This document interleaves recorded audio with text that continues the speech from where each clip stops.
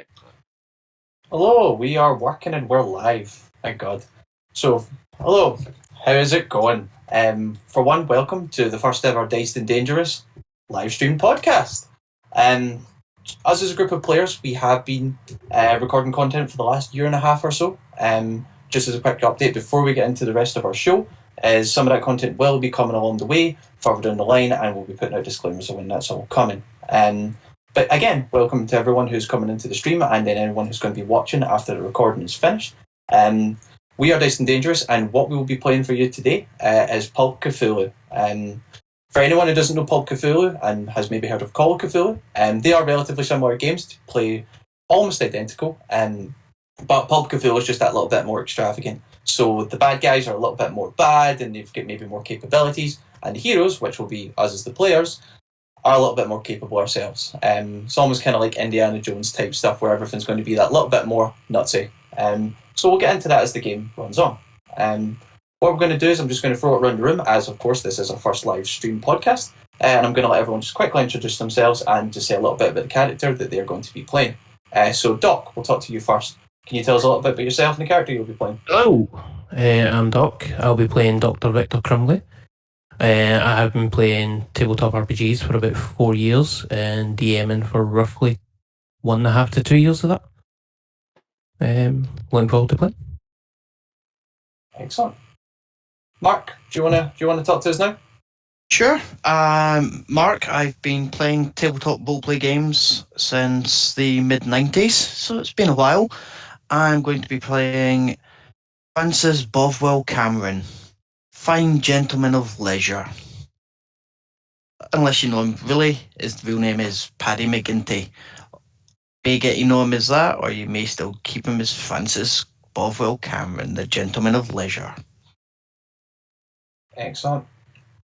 And your game master for tonight is going to be Ian. So Ian, obviously you don't have a character to tell us about, but say hello and just tell us a little bit about yourself. I'm Ian. I've been DMing on and off for the last 10 years, I think it is now. Yeah. So hopefully you enjoy this. Excellent. And myself, my name is Cameron. I will be playing the character Stephen Muir, who is an archaeologist with a little bit of a twist, but we'll get to that as the game all runs through. Now, in terms of just some general housekeeping about how the stream is going to work, obviously we did start a little bit later than the 8:30. That's because we've had some technical issues that will hopefully be worked out for the next time we do this. But this stream will happen every single Tuesday at the same time. We will play for around about an hour until 9:30. At this current moment in time, it's British summertime. We will take a short break, and then we will play until around about 10:30. And that is everything in terms of the intro. So, Ian, I will pass over to you, and you can start us off with the game. Okay. So the year is 1933. In South America, the Chaco War between Bolivia and Paraguay is in full swing. The two countries are fighting over contested territory, which they believe to be rich in oil.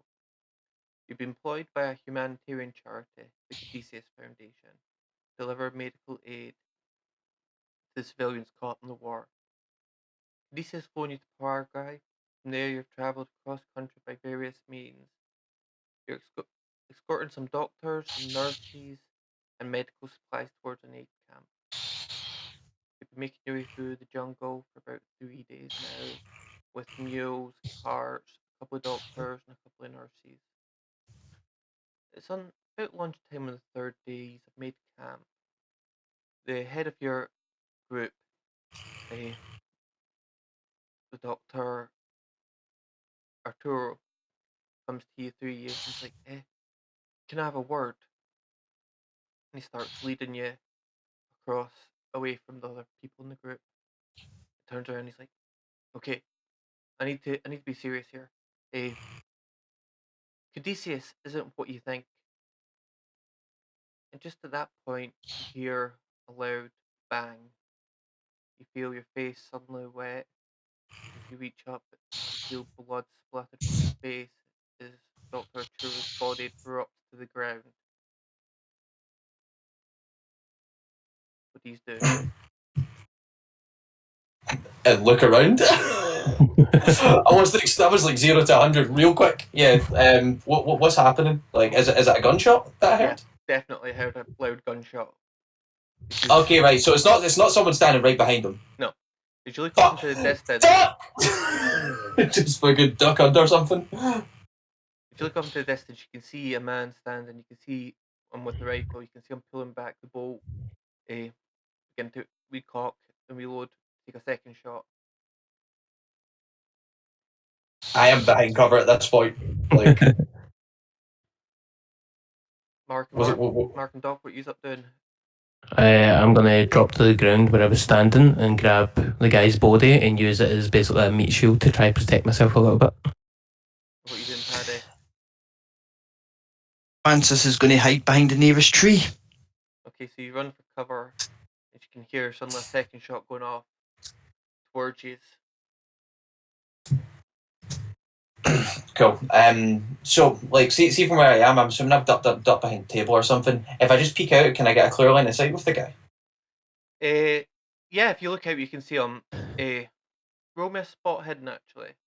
Mm-hmm. Spot hidden, where are you? Was it the purple or the green dice we were rolling? Purple? Green, Green. I think. Hard success. So as you look around, you can see him standing, and you can see there's another couple of men beside him. They're all wearing military uniforms. Cool.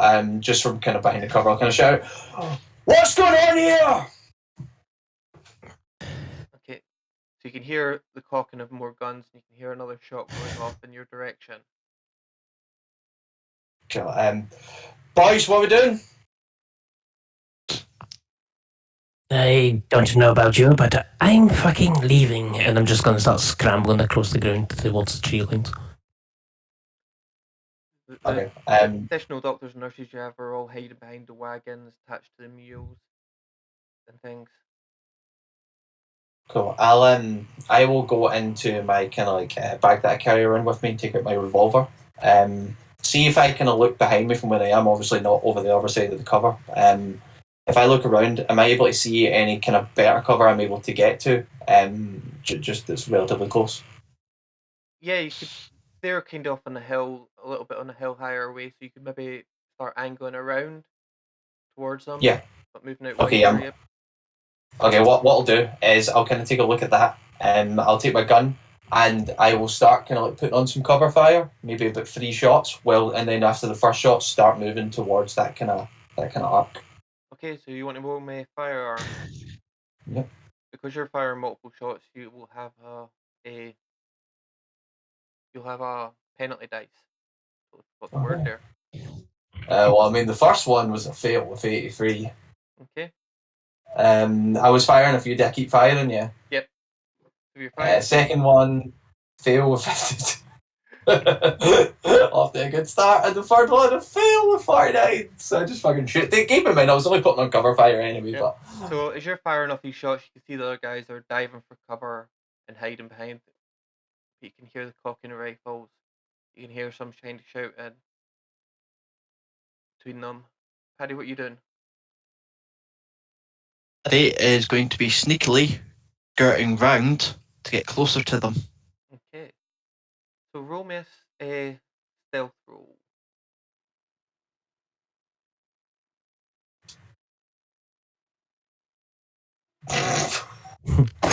Roll.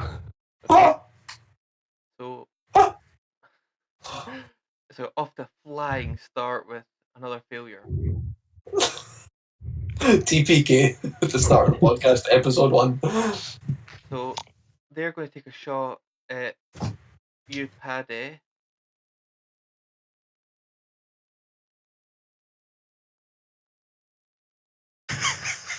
For 12. So you're going to take 12 damage, Paddy, as he shoots you and the shoulders are crawling through. So Doc, Victor, what are you doing? As all these guns are flying past, bullets are flying around you.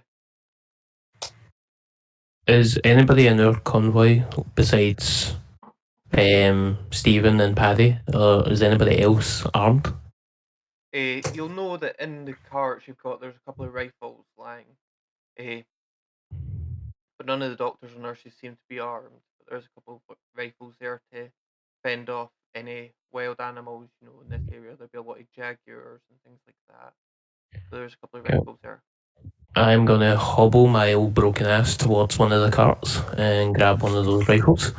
And having exactly zero experience firing it, I'm just gonna point it in the general direction and fire towards them. Okay. You roll firearms for me. Yes. Success. Of course it is, man. Okay. So, okay, so can you roll it's 2d6 plus 4. So that's 13 damage. 13 damage. So as you go to shoot the main guy you shot first, one of the other guys jumps in his way and you hear him shouting, "Look out, master!" As he jumps in the way and takes a shot straight to the chest and hits the ground. It looks like dead. Okay, so Stephen, what are you doing? Well, I've kind of made it round to a bit of cover. Am I able to see, just kind of similar to what Francis was trying to do, am I able to look round, I'm assuming at the other side from where he is, and try and get in close proximity to all of them? Yep, so if you want to roll me stealth, you want to try and get there quietly. Oh, fine, yeah. Yeah, this is going to go fucking mighty bad, isn't it? Oh, no. I just realised I've only the base stat for stealth. Right, come on. Is it green dice, yeah? Sorry, I know this already. Oh! Hard success, 6. Okay, so with your hard success, you get really quite close to them. You're about 10 feet, 15 feet away from them. They've not noticed you. You're up close to them. Okay, cool. Keep in mind, Ian, this is something I should have said at the start when I was doing the introduction as well. We are all new to this game, or at least some of us more so than others, so do forgive our dust. But I have access to spells. Am I able to cast one of them right now, or do I need some sort of component for it? You could cast them. I know it depends on the spell. What I was thinking I wanted to do anyway was I wanted to get as close to the gunman as possible, and then I'm assuming I need to take out my tome. You kind of start reciting something, and almost like a kind of broken English. It almost sounds a little bit like tongues, and I want to cast Coyote Dust. So the Coyote Dust spell that you have takes time to prepare, and you need Oh, okay. Do I need to prepare that? Yeah, and I think you need a copper bowl. Yeah. Do you know what? It's because the text boxes are so small. I missed that. Yeah, so you can Do you know what, doesn't matter anyway. So scratch that. What I'll do is I'll just walk up as close as I am. Okay. Just kind of raise my revolver and just try and take a shot at one of them. So when you get up this close, you can see there was 7 guys. There's now only 6. One's lying on the ground dead. Seems to be an officer and 5 privates. Here, are you going to take a shot at them? If you are, Yeah. you'll get a bonus dice because you're close enough. Yep, I will do. Right, so the first one, even without the bonus, was 11, so success. Do I roll a bonus dice on top of this? Yep, you can roll bonus dice on top because you get better. How do I do that? Is it just like advantage? Do I just roll again? Yeah, or you can roll. Well, you're meant to roll a d10 and replace the 10s. So just roll advantage. Just roll again. It's easier. Okay. Yeah, no, just the first one. Yep. So 11. So you want to roll damage for that for your firearms? Yes. So you shoot one of them. How do you roll a d10 on your 20? Is it just RD10? Yeah. Zero that or the wee dice symbol up the top left corner that highlights and comes up with all the dice that you need. Oh, yeah, I see. I'll just do that. It's a d10. 8. Okay, so you take 8 points. Who are you aiming for? Are you aiming for like the captain, or are you aiming for like the privates that seem to be around them? Whoever it looks like's in charge. Okay, so you're aiming for the captain. Okay, no problem. So he takes that shot. He kind of just looks around towards you. It doesn't even look like it phased them. He points his rifle towards you. Paddy, it's your turn. What are you up to? Maneuver as before, heading up stealthily. Okay, so if you want to roll stealth for me. For goodness sake! Okay, so You're gonna die, mate. you get up to about 20 feet away from them. You can see there's like 3 looking towards you. There's 3 looking towards Stephen. Okay, one of them will take a shot at you. In fact, one of them is going to throw something at you. It looks almost like a boomerang. As it flies past you, sticks into the tree next to you. You can see it almost sparking with electricity. It looks like a boomerang sparking with electricity. Yeah, I ain't touching that. So that's his turn. And Victor, what are you up to? Oh, having absolutely no idea how to reload this rifle, I'm going to throw it over my shoulder and grab the next one out of the cart and fire that randomly towards them. Okay. So firearms again. Success. Cheers, man, boy. So roll your damage. It was 2d6, yeah? Yep, Or 2d6 plus 4. And we have a total of 8. Okay, so Stephen and Paddy, you both see this captain-looking guy collapse into the ground. It looks almost dead.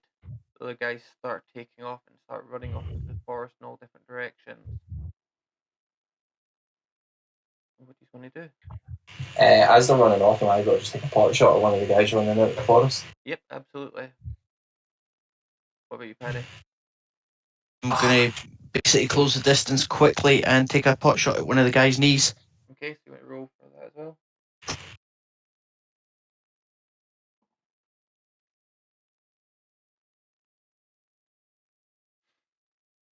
Okay, so that'll be 2 failures then. So these guys seem to run off into the jungle as your shots are all going wild.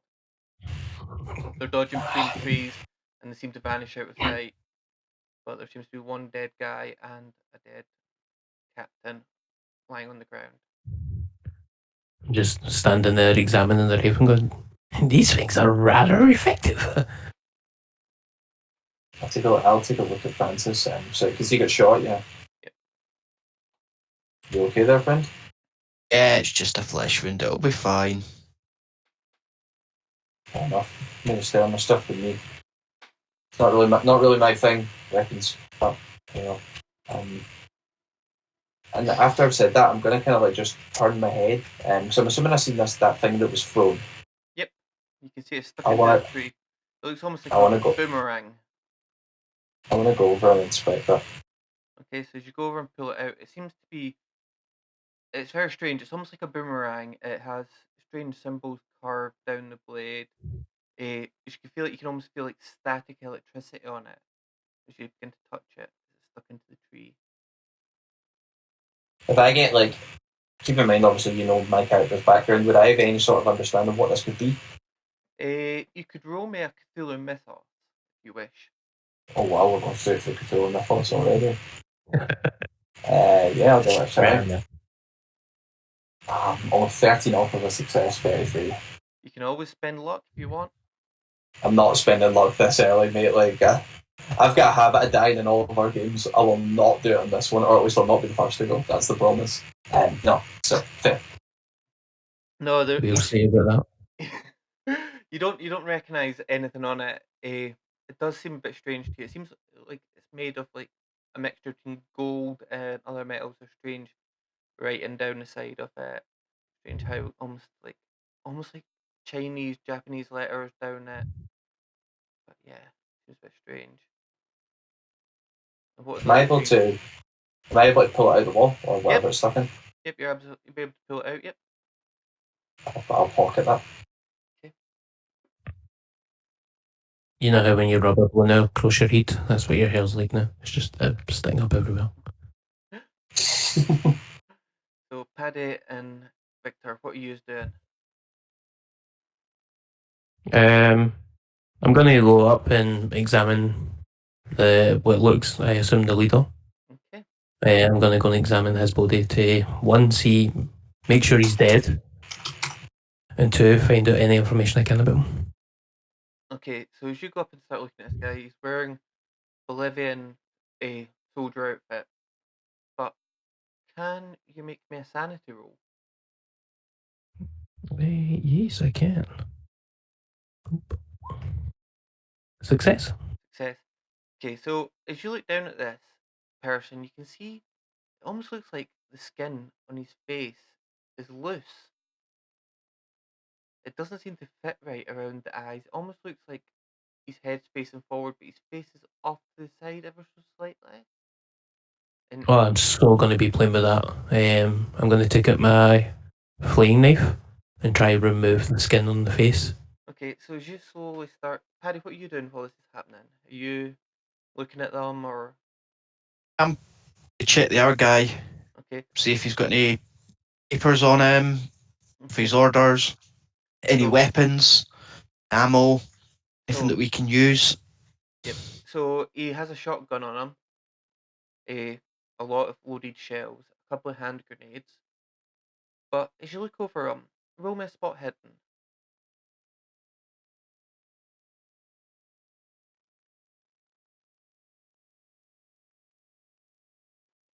Okay. It's another. 97. So as you look over him, his uniform does seem a bit dirty and it seems a bit unkept. He himself, he stinks. High heavens, looks like he hasn't washed in days.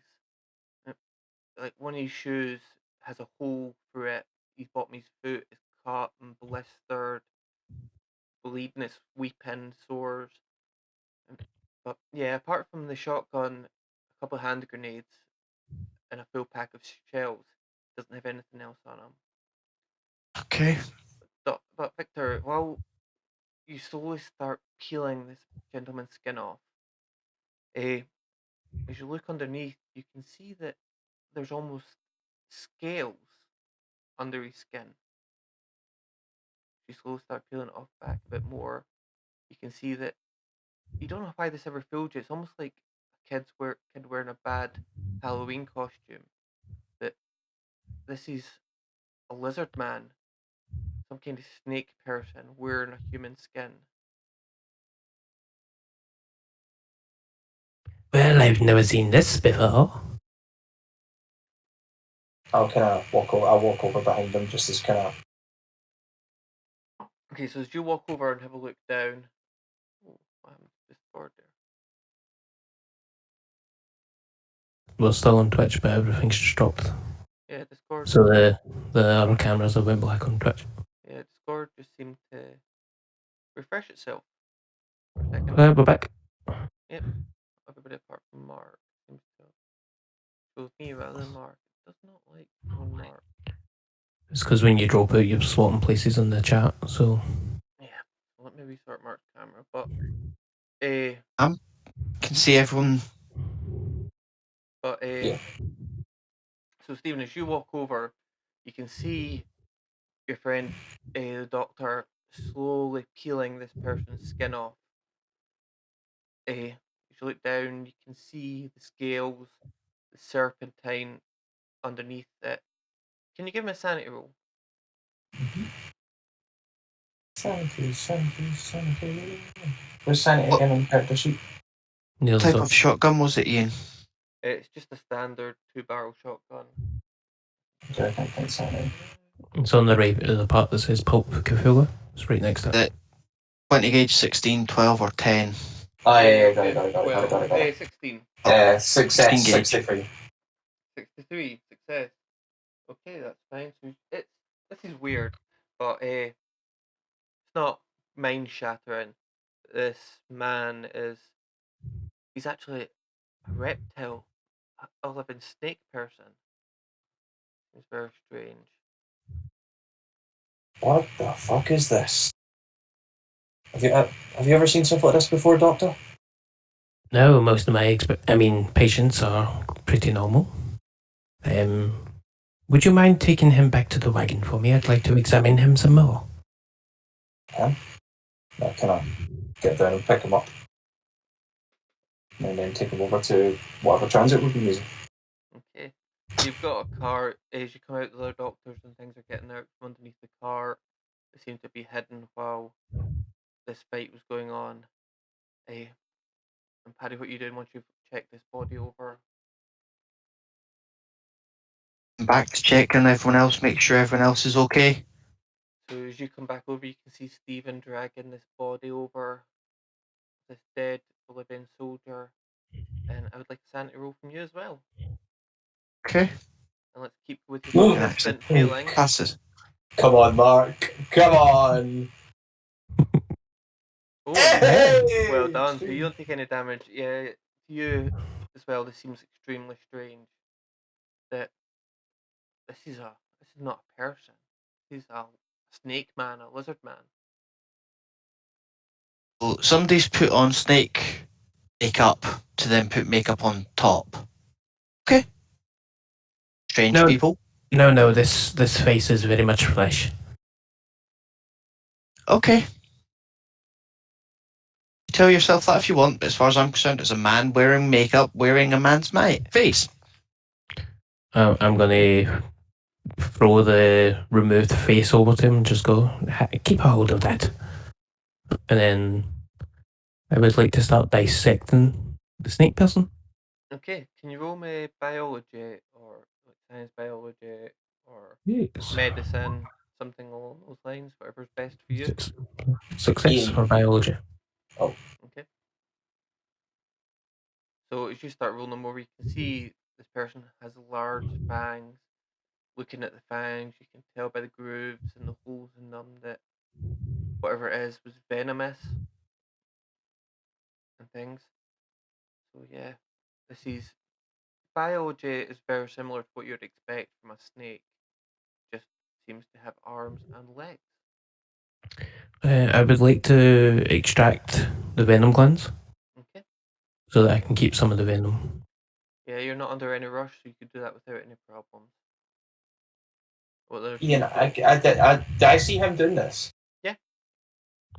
The thing that I picked up, right, was it like, I can't remember if it was. Did you say it was like a boomerang or it was a fang? It was like a boomerang, almost. Right, okay, cool. Oh, so it's not a fang. Okay, got it.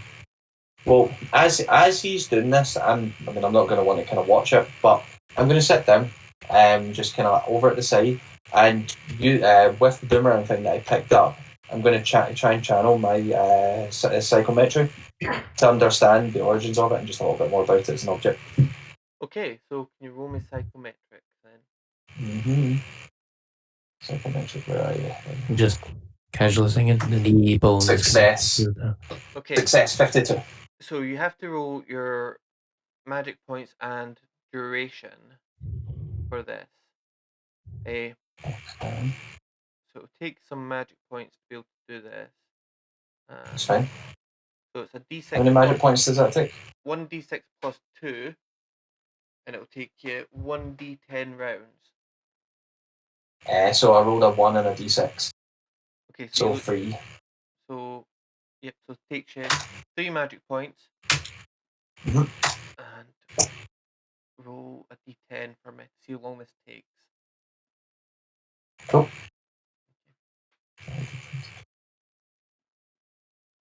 10. 10. So that takes about 10 minutes for you to do this. We'll come back to you and tell you what happens in a minute. Cool. Paddy, what are you doing while Stephen's sitting holding his dagger, staring at it? Doc's trying to remove bits of this snake person. I'm literally checking that everyone else in the convoy is okay. Well, the Mm. the 2 doctors and 2 nurses you have with you seem okay, but there is Arturo, who was your leader, who was leading you towards the camp. He does seem lying there dead. Because he got shot. So you could go over and check Okay. out him if you wish, or whatever you wish to do. Yeah, I'll actually go and make sure he is actually dead, for one. Okay, so as you go over, you can clearly see the bullet hole in the back of his head. As you start checking over it, he has a rucksack on him that he's been carrying the whole time. But he is lying there, definitely dead. Okay, well, all the positions that he's got on him, like the rucksack and anything else, will get put on the wagon, and I will start spiraling out where we are. Okay. About 50, 60 foot, spiraling out to that point. Make sure there's nobody else running around. Okay, make a spot hidden roll for me. Don't mind. Okay.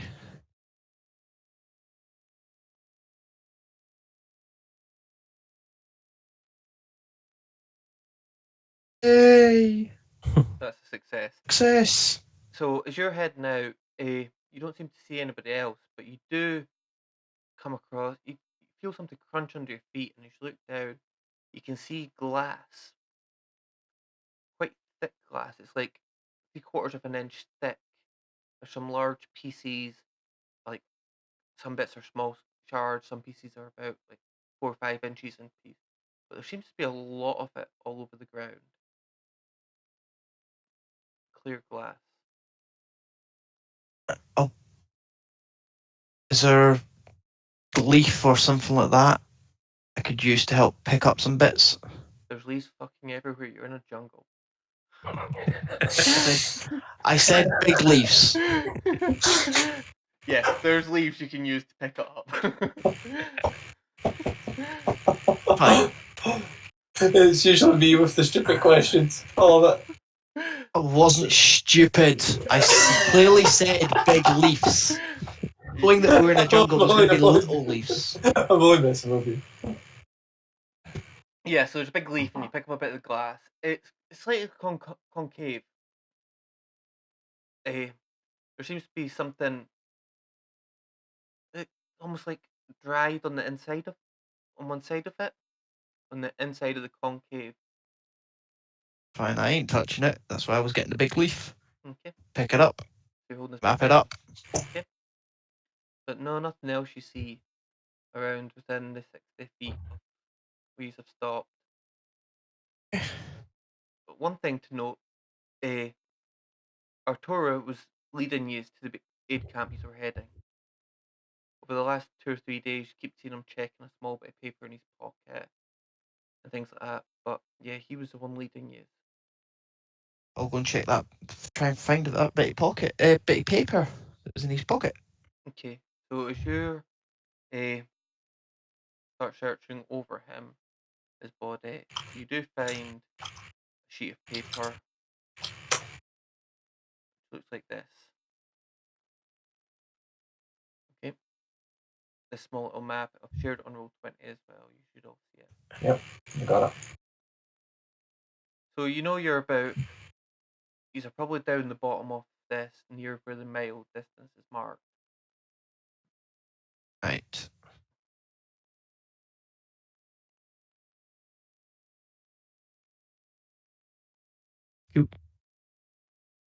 I will ask those guys if they want to come and have a look at this a minute and show them the map and go, why is it marked on here site of battle? What battle? I thought we were going to the aid camp. I thought that's what we were here for, was to help these poor people. You do know that the aid camp was set up because there was a battle here not that long ago. The Bolivian army have moved on further in, but there was a battle here. That's why there's basically an aid camp set up. Alright.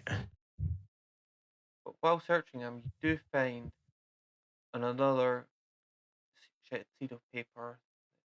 I'm showing you on Roll20. Someone wants to read that out for me. Well, I guess it would be you, Mark. You're the one who found it. Adios. Adios mission briefing. Date 12th of March 1933. Dr. Artario Ursini? Rossini. Let's make it bigger first for starters so I can actually read it better. Proceed to the aid camp, see map. Present Dr. Gomez, in charge of the aid camp, with the enclosed letter. You should first make your way to the site of the recent confrontation. The site is approximately 2 miles west of the aid camp. On the far side of the river, beware of possible level 3 threat. In the vicinity, our intelligence on the threat is regrettably limited. We believe the threat is a temple guardian of some kind. Your mission is to enter the temple and retrieve the mummy for immediate return to Caduceus HQ in New York. Any accompanying artifacts should likewise be received and brought home. Team is of specialists is very able, but now new to the job. As always, we find it best to initiate and test newcomers in the field. Brief them as and when you see fit. We will expect a report on the individual team members on your return. I've proven over and again you can keep your head when those around you are losing theirs. We have every confidence in your abilities. Guards, Shapiro. Ironic, since his head is now scattered across the ground. There is also an envelope in his pocket that is marked Dr. Gomez. Okay. Is the envelope sealed? It is, yeah. Okay, I'll not mess with that. You So, also you also is looking at his stuff. You find 3 sticks of dynamite and a 45 awesome. a 45 revolver and an overly large selection of antivenoms.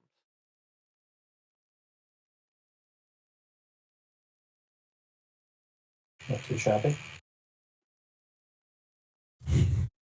One stray flare in Mark's character goes up in a bang. With his rolls tonight, man, it's probably not far off. I honestly thought you were going to die at the start of the game. It's still time. Remember, Ian, how am I getting on with my psychometric connection? somebody's saying they can't hear you, Cameron. You've got to speak up. Oh, I was saying, how am I getting on with my psychometry connection? So, yep, coming back to that. So, as you're sitting holding this and you're looking at it, you start feeling that this was made in a far, far away land. Your mind starts getting pulled across time and space, millions of years ago, back pre-human existence. You can feel that it's older than any record man has ever heard. Oh, the name Mu comes to your mind. The island of Mu seems to come to mind. But yeah, this is old. It You get the feeling that these people, the serpent people, made this. Okay. Okay. I don't know if moo as in a cow. No, MU. Oh, MU. Cool, okay. And the serpent people made it? Yep. Got it. Cool. Once I've finished doing that, I'll kind of just sort of come out of my trance, kind of shake my head a bit and look up. When I'm looking over at the doctor, because I can imagine from the activities that we've been going through, I've maybe been around him, but I've never properly looked at him. What does it look like?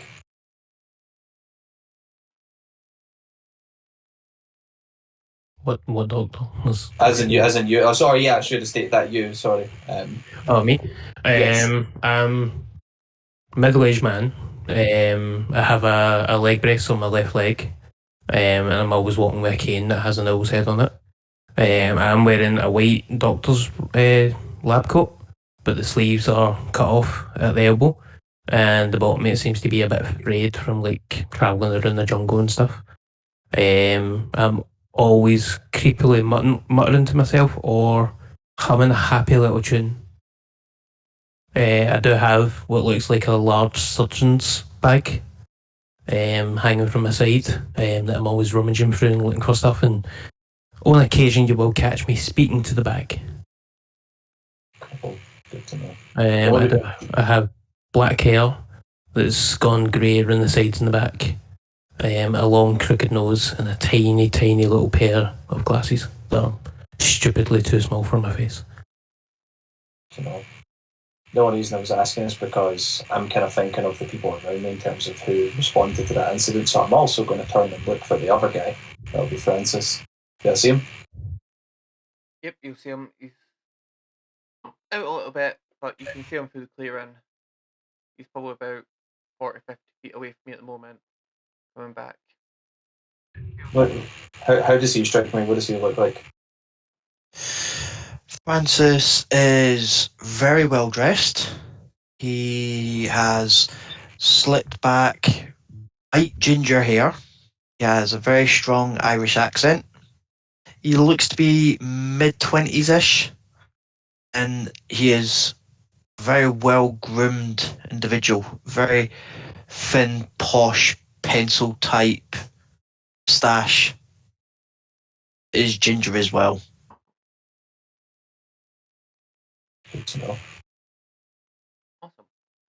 So, as you eventually head back, Francis, you can see the doc's been removing things from this body. Stephen's been sitting on the ground holding this strange, almost like boomerang thing in his hand.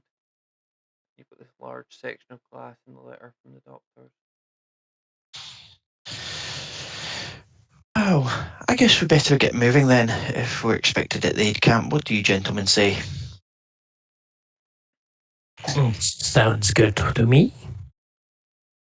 Sounds reasonable.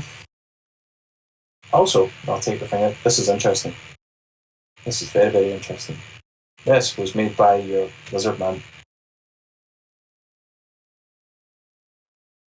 Okay. A long, long time ago. So you all start heading off with the other doctors and nurses and your mules and donkeys. It takes a good 2-3 hours going through this jungle. It's quite slow. You're about 4 miles away from the aid camp, but eventually, early afternoon, eh, early evening, you eventually arrive at the aid camp. You can see that it's a small camp. There's probably quite a handful full of tents.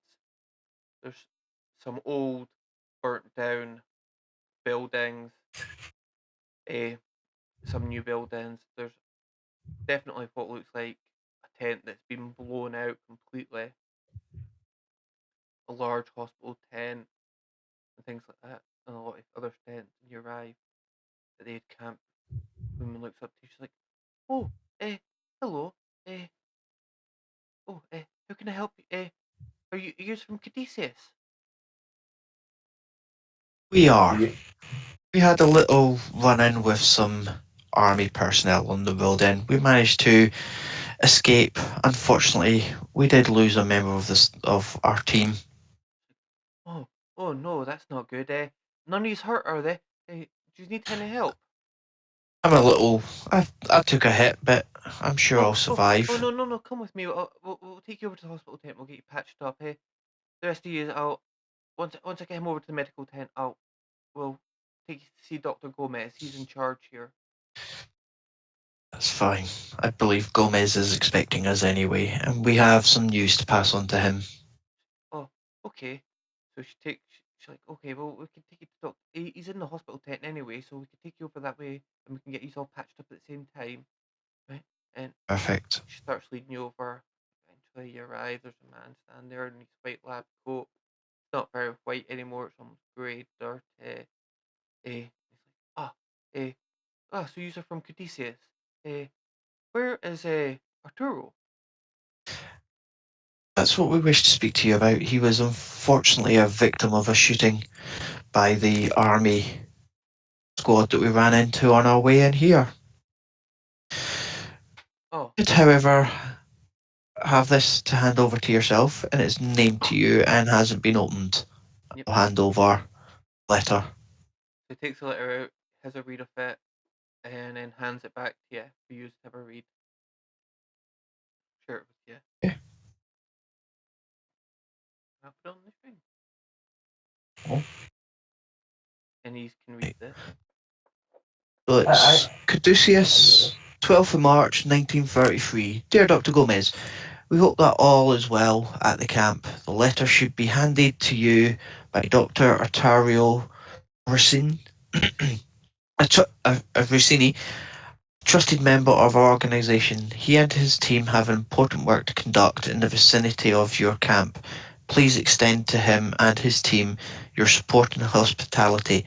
I trust the additional staff and supplies we bring will prove useful. And that sincerely, Shapiro. So he looks over and he's like, he's like, yes, definitely need the supplies you've got. Oh yes, we're running low here. It's good that you're here, but such a shame about Arturo. I've only met him once or twice, but he seems like a very nice guy. He looks at you and he's like, "Oh, you're injured. Come over here and we'll get you healed up." Thank you. And he gets you sitting Is down. it, as he's getting taken away, I kind of speak up. Is there any other pieces of business that we should be attending to? The supplies that were mentioned in the note. Should we go and take care of this as Francis is being fixed up? He's like, well, I don't know, but there was meant to be a radio in the supplies. If any of you know how to set up a radio, our old one was blown up when the mortar attacks exploded. But yeah, great if any of you knew how to set up a radio. No. I can certainly try. It's not really my expertise, but I'll always give it a shot. Okay. Well, there's an old radio tent over there, so you could head over there and maybe set it up next to that. There's some old radio parts there, from where the old one was. But yeah, definitely that's really quite good. If we could maybe try and get in touch with DCS HQ on the radio. Okay, I will head over there right now. Can't promise anything, but I can certainly try. So as you hit, Stephen, Francis, sorry, you gain 4 health back from the doctor Thank you. helping on you. So as you head over, Stephen, Doctor Victor, are you going with him? Or are you staying? No, I'm currently shouting at my bag, telling Proximo to get out of the jar of leeches. And then and then I turn to Gomez and ask if he has a spare bed that I can use to examine her corpse. Yes, yeah, we have our mortuary tent. You could use that, or yeah, there's a spare bed down the bottom there. You can go and use that. That bed will be fine. Okay. So, Stephen, as you're heading over, can you make me? In fact, I don't think you bother have to roll for this. As you're heading over, you can see outside some of the old buildings just to the north of the camp. Uh, 2 Bolivian soldiers, men in very similar uniforms, standing outside what looks like one of the only surviving wooden huts. As you head over to the radio tent, you can see them. Seem to be standing to attention. You head over to the Good radio. morning. They're quite a distance away from you. They're probably like. Oh, okay, I thought you said they were right there. Sorry, No, that's they're my about bad. 200-300 feet away from you, but you can clearly see them because the camp's a clearing. But you can clearly see them standing out to attention. Just scream morning at them. Okay. I don't do that. Okay. But you can definitely see them standing there to attention. Yeah. They're wearing the same uniforms. You head over to the radio tent. The same uniforms as the guys that attacked us? Yep, exact same uniforms. Okay, cool. I'll keep a vigilant eye while still kind of keeping going to the tent I want to go to do my job. Okay, so you head over to where the radio tent was. You can see that there's a cable running off into the woods from where the tent was. It's now rather a large crater in the ground, but there is a cable running off to the woods. You can assume this is attached to an antenna somewhere, quite high up. Clear the tree line. You know, if you were to attach the radio to a power source, the generator that's kicking around into the area, you'd probably get a radio signal. Okay. So it's not actually that the radio itself is broken; it's the connection is broken. No, the radio is completely gone. Now, Okay. the only thing left is the antenna, which is outside the camp. You would assume somewhere high up to clear all the trees and things like that. And the generator. It's the only things that are left. Okay. The person we were talking to said there was a radio in the supplies we brought, correct? Yep, if you look in the supplies, you do find a radio, yeah. Yeah, okay, well, I'm assuming I can carry it myself, right? It's not a big, huge, clunky thing. It is big. would be heavy. It would take you a while, but it's on a cart, so you could roll it over if you wanted to. Okay, well, I mean, I think if I can move it myself, I'll move it. If I need help, I'll ask for it. But Yep. I'll just move it myself for now. Yep. So you get it over, you connect it up. Mark, you need a break? Will we take a 2-minute break? A 5-minute break? Yeah, could do. Cool. No problem. Let's do that. We'll take a 5-minute break and then we'll rejoin. Okay? Perfect. Awesome.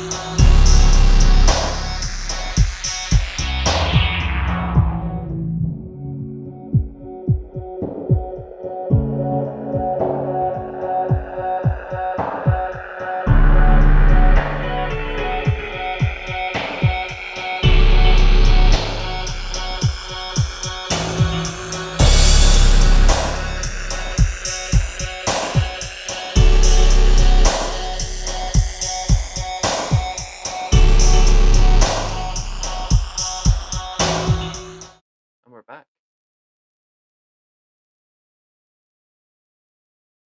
What now? Yep. Yep. Oh, we are good. Excellent. Hello and welcome back. Ian, do you want to get us kicked off? So, Cameron, sorry, Stephen, as you're over setting up the radio, what is Victor and Paddy doing?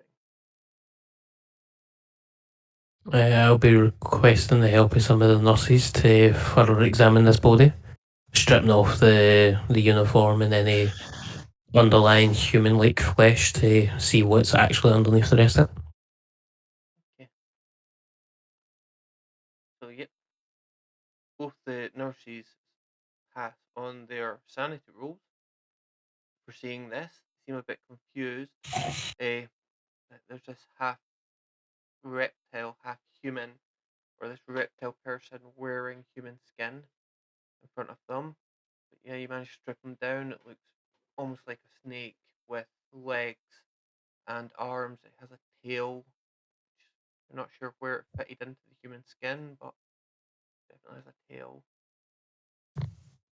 large fangs, and such like. Buddy, what are you doing now? Your wound patched up and things. Francis is going to walk around the camp and get an idea of what tents are here, who's here. Okay, so around the medical tent, there's about 20 people in the medical tent. They all look in various stages of being injured or such like, or operated on. There's a set of like toilet tents, a mess tent. You also notice the old buildings to the north of the camp. You notice the two soldiers standing outside, both wearing Bolivian soldiers' uniforms, they're both standing to attention. There, they seem to be watching you as you're walking around the camp. Okay. Anything else you want to do? Because you can see them, they can clearly see you. Yeah. They standing anywhere in particular? What's the tent there? It's actually one of the old buildings. It looks like some couple converted, I'd say, brick huts that people lived in. Looks like they've Okay. converted them. They're standing outside of it, one of them. They're both standing to I'm going attention. to try and go in that building. In case you walk up to them, they both kind of step forward and stop. Both holding shotguns. Stop you and look at you. And they say something in Spanish. Do you speak Spanish? Probably no English. And they kind of look at you vaguely. And just stand there.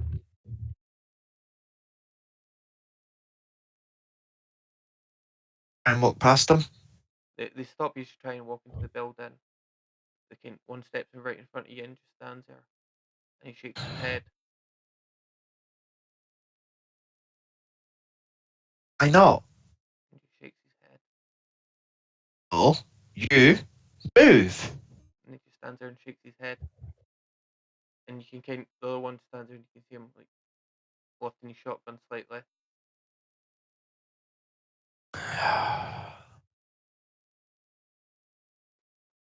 Do you speak English? If not, find somebody who can, please. Just both shake their head. I'm here to help, In order to help, I need to know what's going on. Will you gentlemen please move out of the way and let me in to see what's going on, please? No, the I'm building. very important. I mean a lot to these people. I wish. Move forward, please. They just shake their head and just stand. The one still standing there in front of you, the other one going to lift his rifle slightly, his shotgun slightly higher. It's like when you're trying to order like food like when you're on holiday. Enchilada. Okay. Guess you gentlemen aren't going to move nicely. So I will go and see the doctor. I will get him to come over and explain this, and when he does, you will be in trouble. Thank you. And I'll turn to the side and walk. Okay. You start walking away, and they both just stand there and don't move. They kind of step back into position of war, one standing each side of the doorway, and you head back. And then, to get past the side of the building, I'll walk down the side of the building. Okay, you can walk down the side of the building. There's like 3 buildings side by side. You can walk down it. As you look down the sides, there seems to be solid brick. There's windows, but uh, no other door into these buildings other than the front Right, door. so there's no back doors or anything. It makes it easy enough to get into. It's fine. Okay. I'll go and find the doctor. As you head back to the medical tent, you can see Dr. Gomez in there dealing with a patient. He looks up, he's like, hey, how can I help you? The building that the 2 guards are protecting. Yeah. What's that about? Well, they arrived here about a week ago. They're part of the Bolivian army. They arrived here about a week ago. They've taken over the buildings. They've been uh, using up our food and things like that, causing a bit of a nuisance for themselves. They're part of the Bolivian army, but they're nothing to do with us. They just came taking over these buildings. They seem to go out first thing in the morning, eh, and then they're out all day and they come back late at the evening. I've heard talk to them. They're looking for something, but I don't know what. How many members of the Bolivian army is there? Is it just the 2 guards? Is there anyone in the building? Oh no, I think he turned around to say something to one of the nurses in Spanish, and he's like, yeah, yeah. There's 23 in total. 2 are always standing here, always wait here, and then the other 21 they seem to go out first thing in the morning and don't come back till late at night. That accounts to 23 of them, but you said there's 25. No, there's 23 in total. 21 go out 23. during the day and leave 2 here. Okay. But yeah, they're making quite a right nuisance to themselves. Eh? You do realize you do notice that the uniforms they're wearing is the same as the ones who attacked the guys who attacked you. See, So see, when I hear this talking and all that, I'm going to whip around holding the flayed face that I've got up against my face and go, did any of them look like this?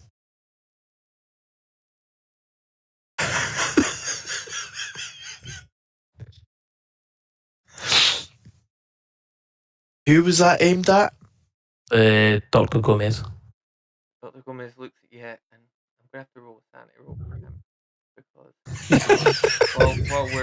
while holding someone's face. Oh, Dr. Gomez passes his sanity roll and kind of looks at you and he's like, eh, eh, yeah, one did look like that. Yeah, he seemed to be one of the ones in charge. Yeah, he's one of the officers. There seems to be like 3 officers with them. Well, I'm guessing there was 3 officers with them. There's only 2 now. But yes, he did look like that. Well, we may have more lizard people here. But Victor, while you're going through this person's body, you do find he has a very strange, like, whistle thing on him. It's made of black, almost bone,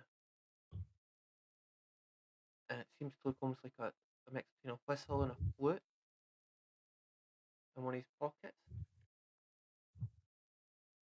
Go, I'll turn around and hand that over to Dr. Gomez and Francis and say, have a look at that and see if you know anything about it. Go back to cutting up Snake Boy. So Francis, you're handed this strange snake. Gomez looks and he's like, no, I've never seen anything like that. You're handed this strange whistle flute thing. It's black. It definitely feels almost like organic somehow. It's like a bone of some kind that's been carved into a whistle flute thing. Blow the organic whistle. That's where I was about to go. Okay. So you blow the whistle. Yep. Okay. So you blow the whistle and there's it's a very high pitched squeal almost that comes out of it. Almost like, the death whistles you get? Mm-hmm. And death whistles gives out almost like a squeal like that.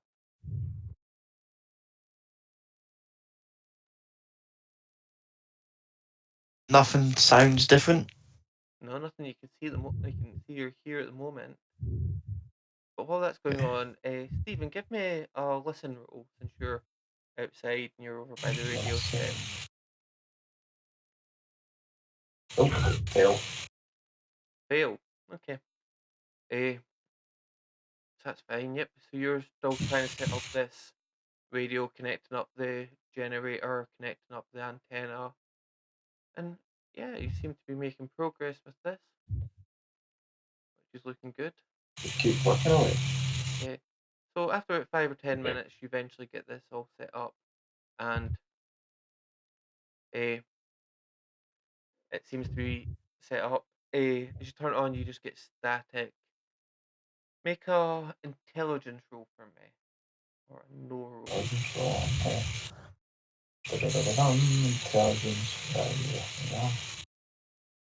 Oh no.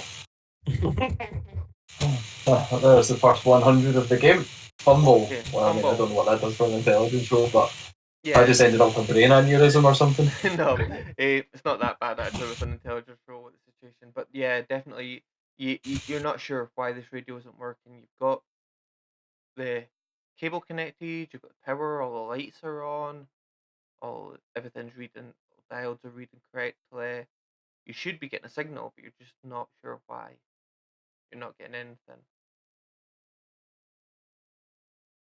But at this point, can Victor and Paddy both give me listen rolls? Sure. Fail. Fail. Okay. So, and what about you, Paddy? What did you get? Oh, Francis gets a fail as well. Fail. Okay. Excellent. That's always good. No, it's not. It's always good for me. We're just not progressing Ian's plot at all here. Like. I'm too distracted looking down at my surgical bag, shouting at Proximo to get out the morphine because you don't even have a mouth to use it. So, as you look up, Stephen, as you're setting up this radio, you suddenly look up, and right in front of you is this large creature. It looks almost like a Komodo dragon, but it's the size of a German Shepherd. Straight in front of you, it's snarling.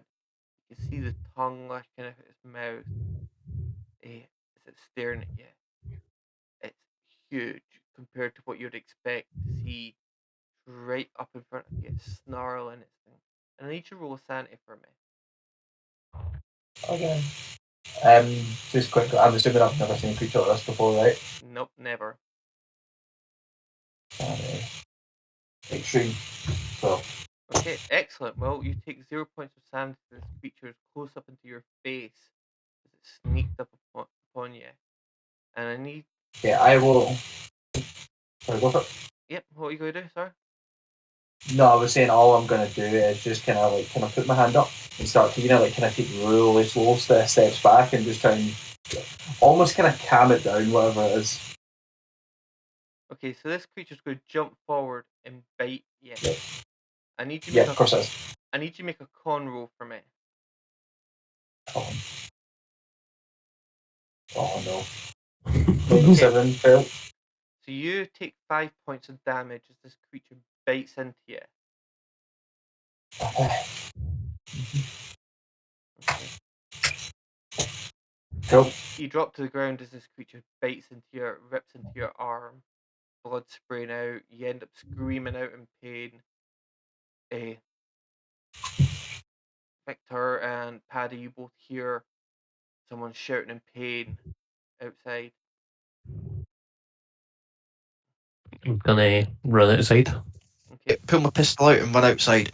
so as you both run outside, you see this large, almost mixed between like a Komodo dragon, a German Shepherd, or even like a Doberman. It's big. Like standing over the top of Stephen, you can see Stephen gripping his arm, screaming in pain as he's been bitten to. What he's going to do? Well, in fact, Shoot before it. that, I need you both to roll sanity for me. Extreme success. Sanity. Okay. Mine's is a fail, but I can use luck to make it a pass, can't I? No, not with a sanity Oh. roll. Yeah, in fact, can you? Yes, you can. You can. Yes, you can make. You can spend luck to make that a success if you wish. Here we go then. I'll do that. Okay. How much are you spending there? 3 points. Oh, okay, that's not bad. So with this, you look at it, you think, it's just some kind of lizard creature. It's nothing major. You see it standing over Stephen. It's growling. You see the tongue hicking, flashing out across Stephen. And what he's going to do? Shoot it. Yeah, I was going to say from my position on the ground, I'm going to just try and scramble to where I've got my revolver and just shoot directly up the way. Like go bang bang bang, just as many shots I can get off in a round. Okay, well, let's start with Paddy. You want to roll your firearms for me? Sure.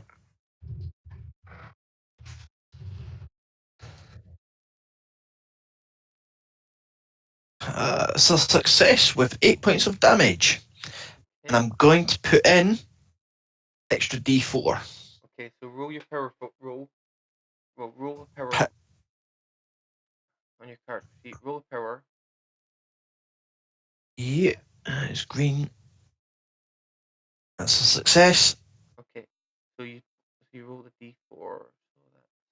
And that's 3. It takes 3 and I take 3. So that takes 11 points. It takes 10 points of damage. This creature seems really quite hurt with that. Not dying, but it does seem to take the wound quite badly. It's kind of limping as it's limping towards Stephen. Victor, what are you doing?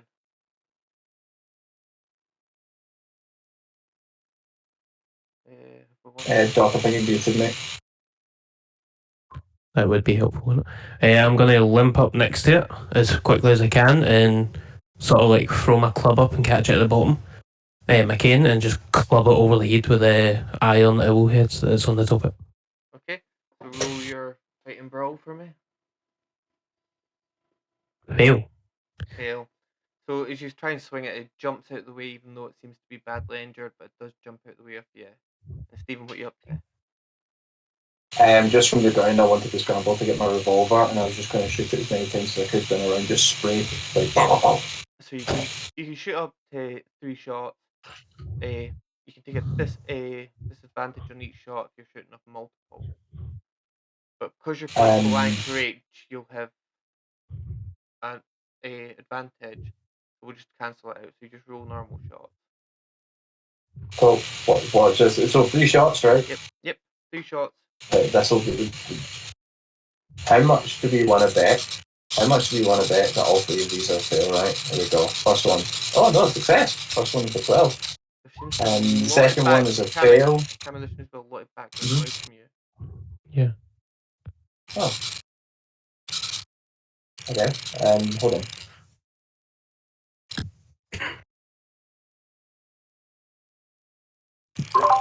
Is that any better? Nope.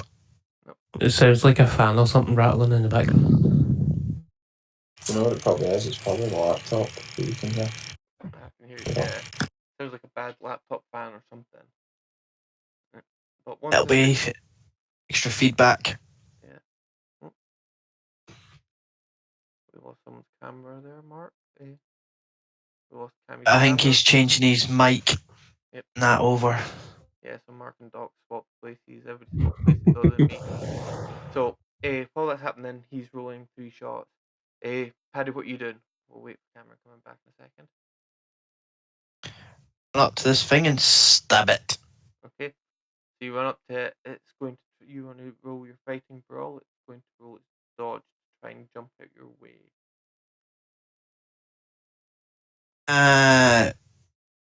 It's a success, and going by that, extreme success. You rolled 49, so which is just a standard. Sorry, I'm looking at the wrong numbers there. Yeah. So, yeah, you managed to stab it and you did 8 points of damage to it. Yeah, so as you stab into its neck with the shots from Stephen, it goes down, it falls on top of like the legs of Stephen as he's lying there on the ground. Is that at all any better? A little bit, yeah. Right, okay.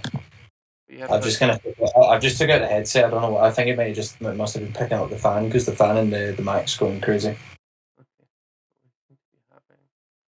You've caused major camera issues now. Because Mark seems to be appearing 2 places on my screen. Good old tech issues got all of them. Let me sort that. First, it is. We're all IT professionals, and we're all having technical issues with our hardware. Yep, seems like it. That's life for you. I don't have. Seems to close up the stream, but no, we'll continue. We will push on regardless,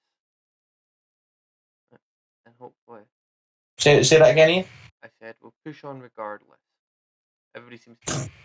Doc and Cameron seem to have swapped places on the stream for some weird ass reason, but nonetheless. Coming through faintly, Ian, if you're coming through at all.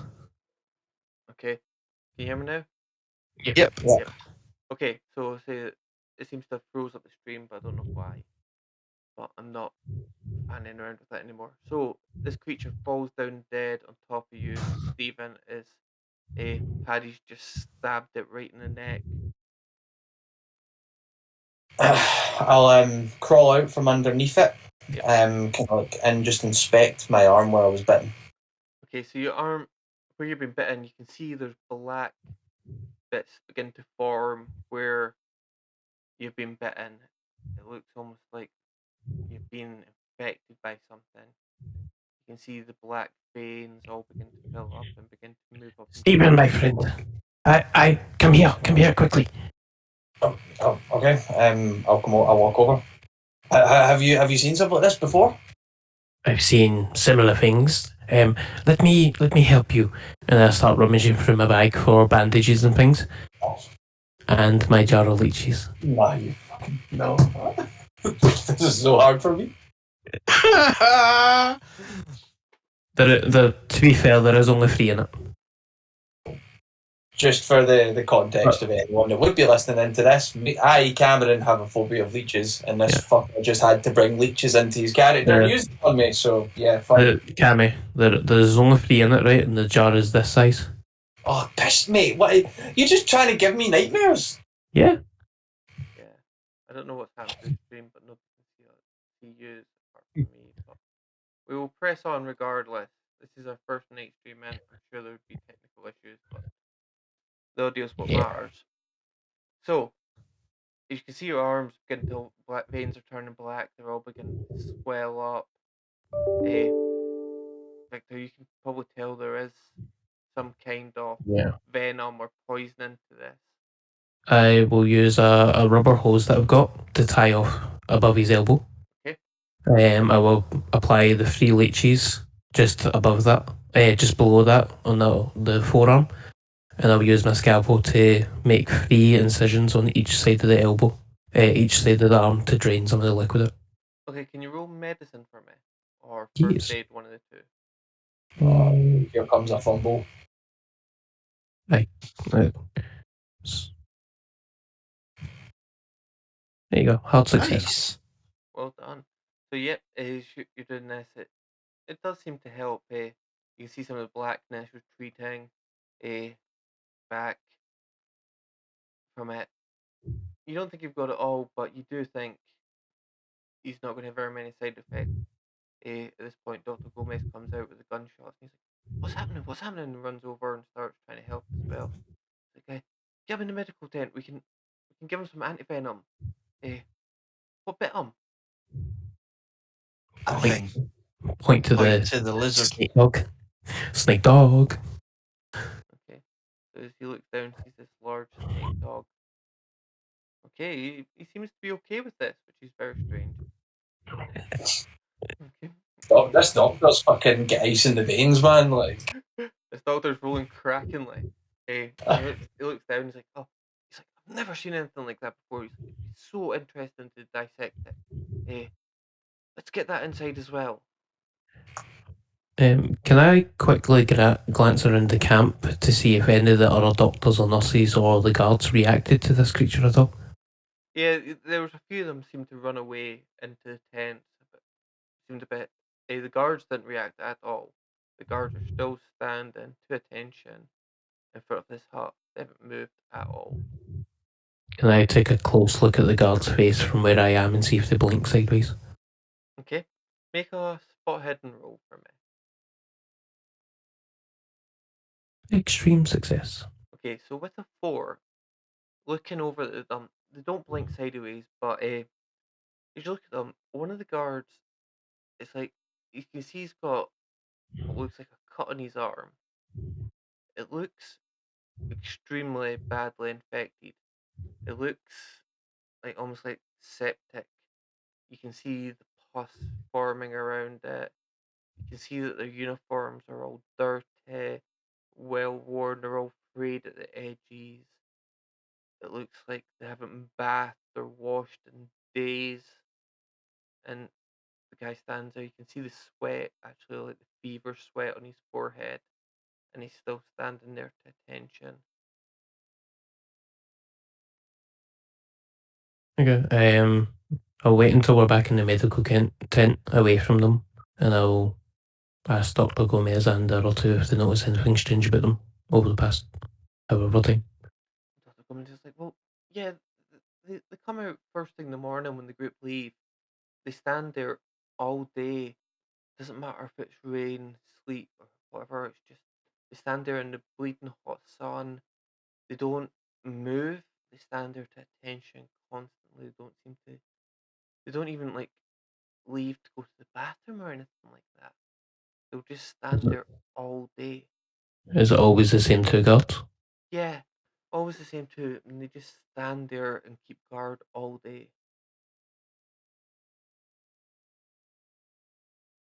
See, when I was looking at the guards, did I notice any like other equipment like hand grenades or anything like that, or was it just the shotguns?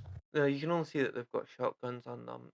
Seem to have like maybe a knife in their belt, but no, I don't think you can see clearly it's their shotguns. Okay. stupid question. Am I in proximity of this conversation? Yeah, it was in the medical tent. Yeah. Just overhearing it. The guards that are outside.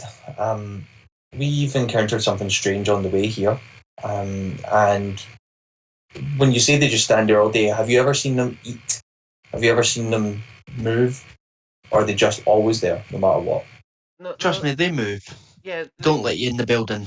Yeah, they won't let anybody inside, and they'll go in at night when the other ones return, and then they'll come back out first thing in the morning when they leave. But Sorry, yeah, did I pick that up correctly? There is a window where there's no one at the building. They go inside at night. they go in at night into the building, and then they come out in the morning again. Well, I suppose if we want to check anything, we could always do it at night. The only reason we are asking about this, we encountered some resistance on the way here, which we mentioned, and it was Bolivian soldiers. So we are a little bit distrusting of these two individuals. Yeah, they're causing a nuisance since they've been here. But yeah,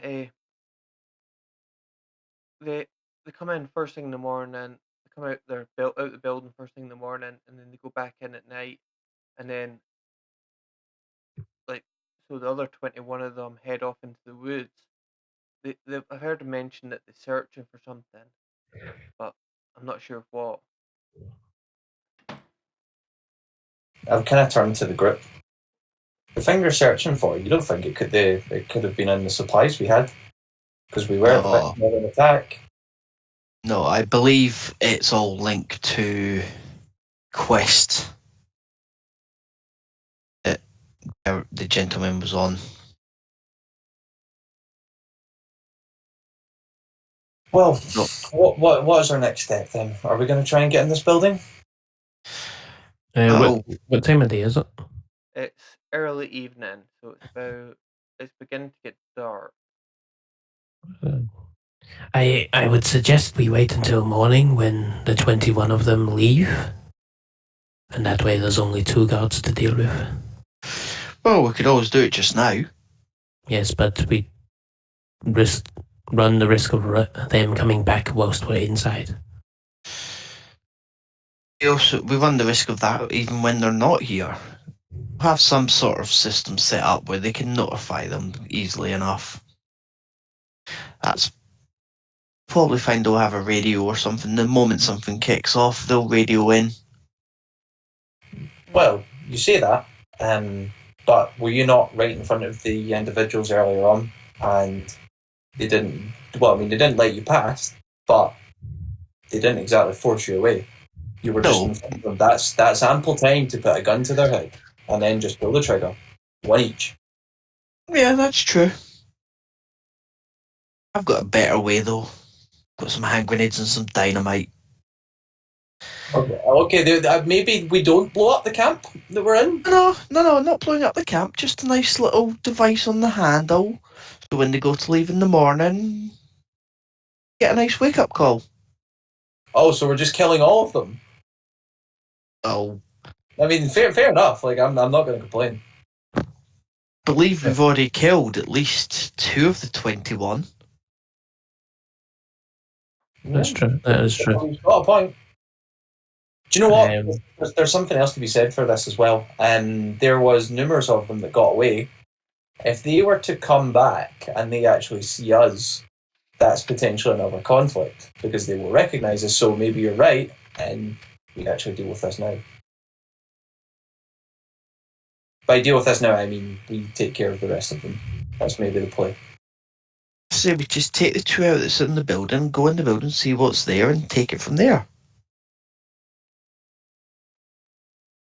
yeah, fuck it, let's do it.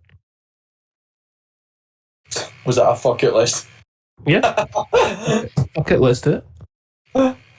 Okay, so as you head out the medical tent, you actually notice there's only one standing outside the building. The other one seems to have disappeared. Is the snake dog still there? The dead body, if it's lying there, yep. Do you know what? As we're walking up, I'm going to turn to Francis. Bennett, what language did these gentlemen speak? I don't know, it's foreign. Was it Spanish? No, I don't speak it. Did it sound Spanish? It sounded foreign. What does Spanish sound like? Do you know what? Fuck it, I'm going to try it. I'm going to walk up to the guy at the door, and in Spanish, I'm going to say, hello, your superior has granted me access to the building. Would you please move away? Well, as you're walking up, make me a lesson roll. Okay. As I'm walking up, so I've not said this yet. Yep, before you say this, make me a lesson roll. Success. Okay, so as you get up to him, you can hear talk coming from inside the building. You hear one of the gentlemen saying something into a radio in Spanish, and you hear the response coming back, and you only catch the end of it. But it is, wait, and when we get back, we'll kill every one motherfucker there. Okay. Well, when you said he spoke, the first guy that spoke in Spanish, what did he say? He didn't catch what he said. All he caught was the response, Okay. and it was, "We'll kill every motherfucker there." Okay. Okay. So obviously I don't go over and say anything to him in Spanish. I'll turn around to the group and kind of put my hands Ian, over their shoulders, trying to keep hush. Say, I've overheard some radio chatter. They plan to kill everyone in the camp. Mr. DM, GM, Yep. as our kind gentleman was engaging, or about to engage, I was going to walk up beside him, revolver, and just shoot him in the head. Okay. Yeah. So as Steven's overhearing this conversation, uh, you going to be discreet about it? You go sneak up, or you just walking up and shooting the guy in the head? Anna, I'll sneak up. Okay. Roll me. Roll me. You sure you want to sneak? Are you sure about that? Woohoo! Extreme success! Yeah, he doesn't see you coming. You just the rest of your party just you disappear from the rest of your party. You just and as Stephen, as you're here listening, hearing this conversation of the "we'll kill every last motherfucker," you just hear the loud bang, and the guy in front of you just drops to the ground. You just see Paddy stand there behind him, and the guy in the tent runs out, shotgun in his hand. He starts looking at you, sees the dead body on the ground, pulls his shotgun up to his shoulder. Okay, roll me a firearms roll.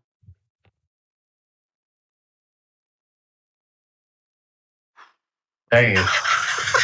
Extreme success again! Okay, so with an extreme, you get max damage plus a roll damage. Okay, so for your So, gun, the D8, yep, that's 8 plus whatever you roll. so 11 points of damage. Yeah, so you just pull the trigger as he comes running out of the tent. You're out building. He's standing to the side. You're standing just to the side doorway. He runs out. You just gun to the side of the head, pull the trigger, and he's on the ground, dead, twitching.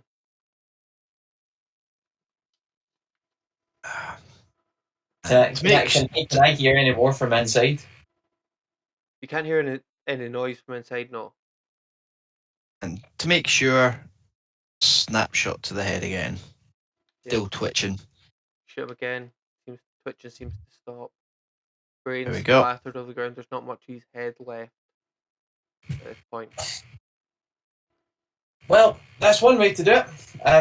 But I don't know if you heard what I was saying. I heard the radio chatter. They do plan to kill everyone in the camp, and if there's only 2 of them here, more will be going to be coming back. So we're going to need a plan.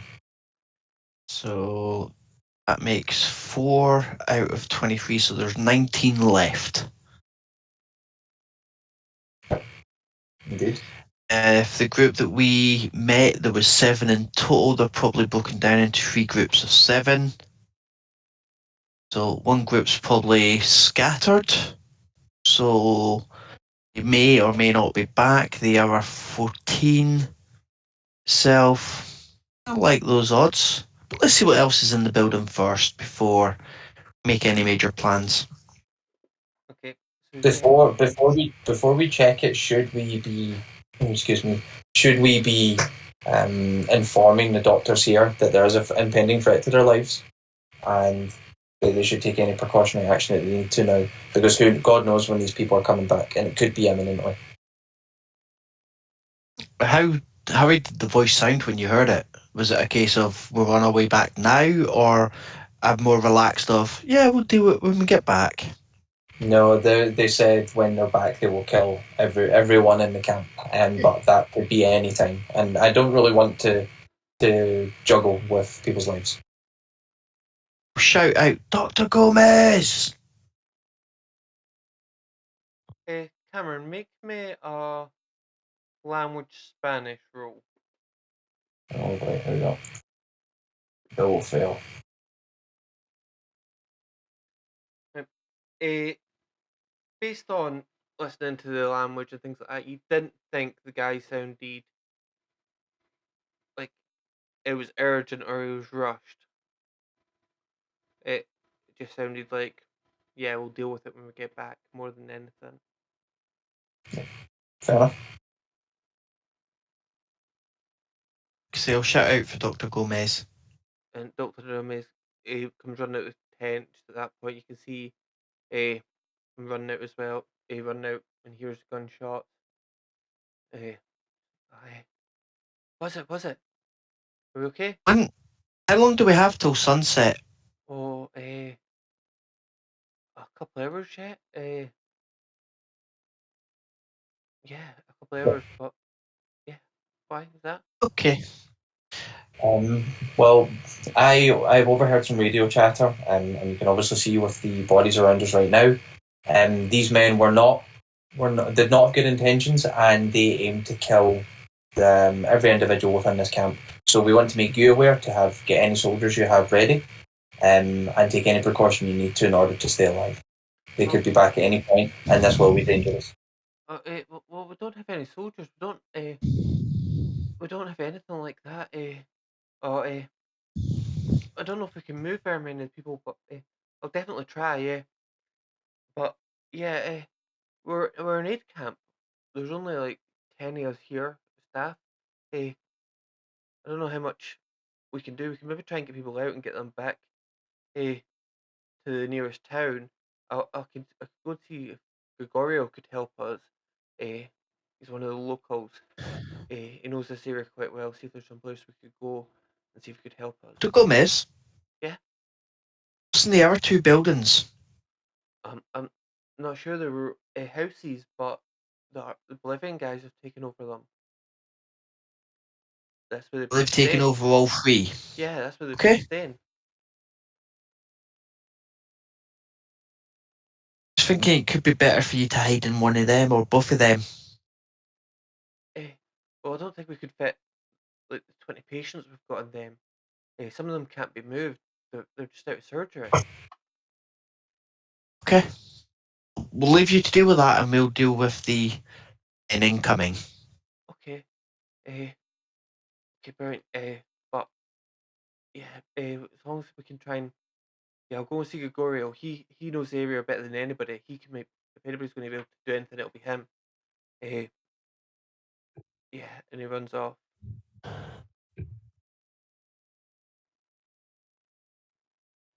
I would like to go over to the guy who no longer has the majority of his head Yep. and check for snake people.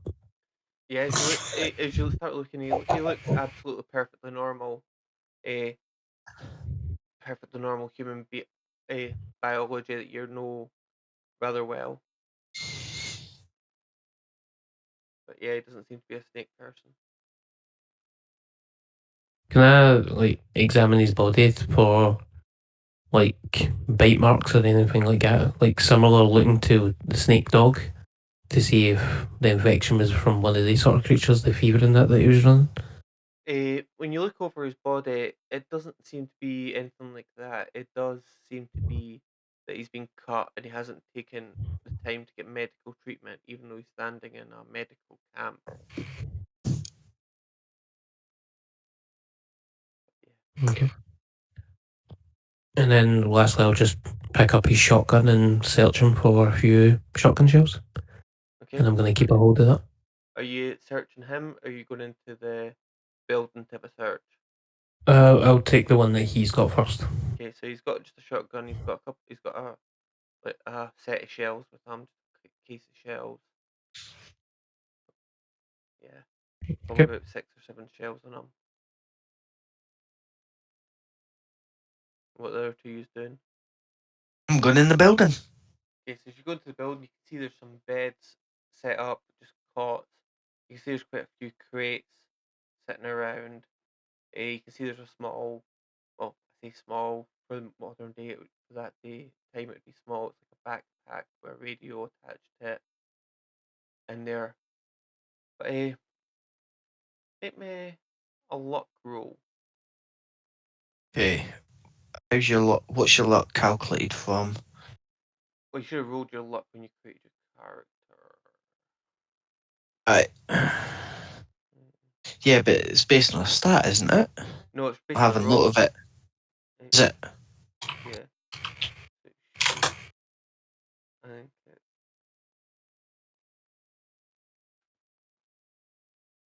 I think it's a 3d6 times 5. Right.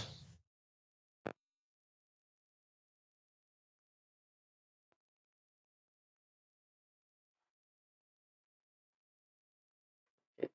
So if you make a luck roll for me,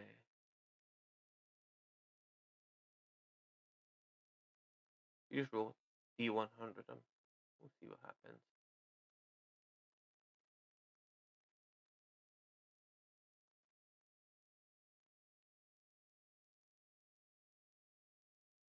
Okay. Sorry about this. Okay. I mean, in good news, like our cameras are actually working on Twitch again, so for some reason it's just magically started behaving. No, I fixed it. Oh, did you do it as well? Fair enough. Yeah, he's been messing with it whilst we've been playing. So that would be Fail. yeah, that'd be a fail. So looking around here, there's a lot of ammunition in this tent, in these crates. There's probably about 40, 50 shotgun shells, 2 or 3 shotguns. You also find. One second.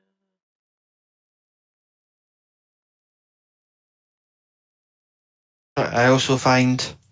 You also find 2 crates filled with, and it's your choice, dynamite or hand grenades. Dynamite. Okay, you find 2 crates full of dynamite. There's about 6. No, there's about 12 sticks in each case. You got 24 sticks of dynamite in this The boy's got a fetish for the bang. in So here. 27. Okay. Or long red thin objects. Take your pick.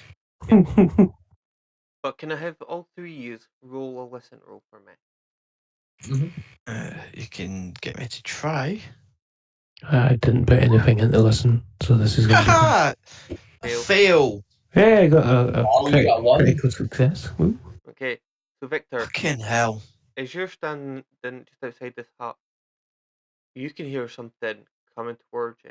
It sounds almost like a freight train. You can hear trees crash, break in. You can actually, as you look off, we hear the noise, you look off to the distance. You can actually see trees shaking and breaking and falling down.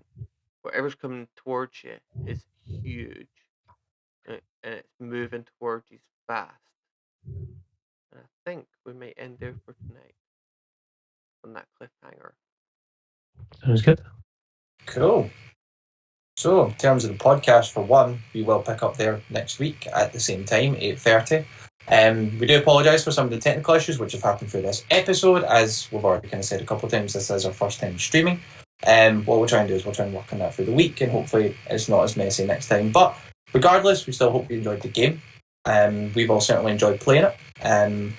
We've enjoyed having anyone that's been in the audience, and thank you very much. Till next time, bye-bye. Bye. Bye.